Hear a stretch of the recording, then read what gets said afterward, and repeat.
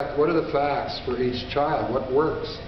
And right now in New Brunswick, for the last 30 years, we've had a policy, an informal policy of total classroom inclusion. We had to fight to get these individual accommodations made as well as to where they learn, because we had total classroom inclusion here.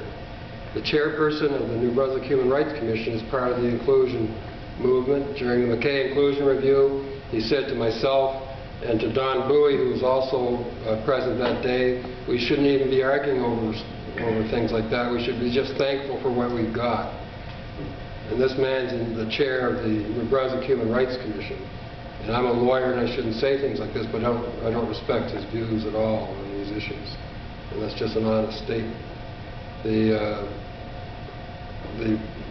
Premier's Council on Disabilities, just about everybody in that group is for total classroom inclusion. The McKay Inclusion Review, at the outset, they said, how are we going to strengthen inclusion? And what they meant was classroom inclusion. Now they've got a draft policy defining inclusion in terms of placement in the classroom again.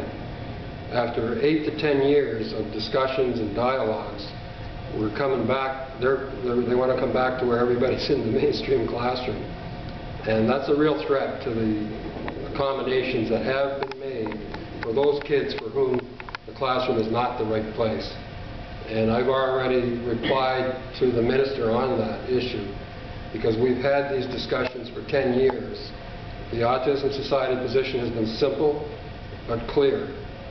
You teach these children how they learn best, where they learn best. Nothing radical about that. Nothing radical at all. So we're going to keep hammering away on that education issue as well. On the adult services, last year we did an update on that. Really our adult care system, particularly for autistic adults, is a mess. And I'm not going to dignify it with any more description than that. In the last week we learned through CBC of a special care home, I believe it's in the Bathurst area, closing without any notice. Where was it? Shippigan. Shippigan. Shippigan? Shippigan, yeah. Chipaga. Chipaga? They had 24 hours notice and they were closing. And there was a child there, or there was an adult there with autism that was displaced, and both his parents that work full-time have had to leave their jobs to stay at home with their, I think it's a son, while they try to figure something out.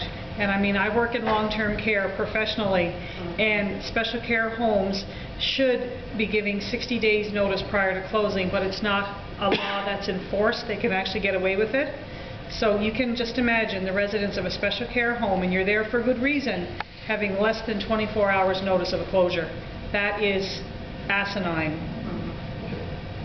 And none of these homes have been built or been established with the people trained specifically to deal with autism, or in locations necessarily. Some of them might be in decent locations by accident or whatever, but none of them have been specifically designed for locations that would be suited for autism necessarily. Like you'd like a quieter, semi-rural area. You don't want it on a downtown street, obviously. So there's all kinds of considerations, and we talked about those in more detail last year. Trained staff is important, just like for the preschool and the school. We got to get these people trained. And we spoke with the minister. Was it June? Did you say it, Tamara? Yeah. I've got enough gray hair now that dates don't always come easy to me. So. Yeah, it was before they start for the summer. Yeah, and we did try to emphasize that we really feel there's a need for adult home care specific to autism for two reasons. One is the numbers.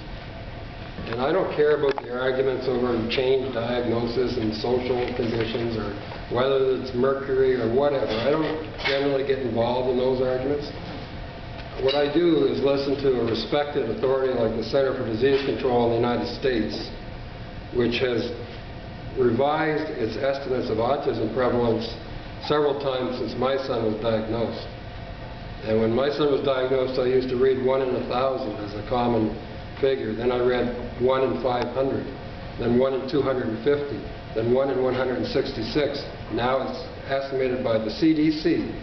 This isn't a radical left-wing type of organization. This is a United States government type of conservative organization which says there's 1 in 150 people will be affected by an autism spectrum disorder. That's a lot. New Brunswick has a population now of what, approximately 8,000? So let's do the math. 1 in 150, you've got 8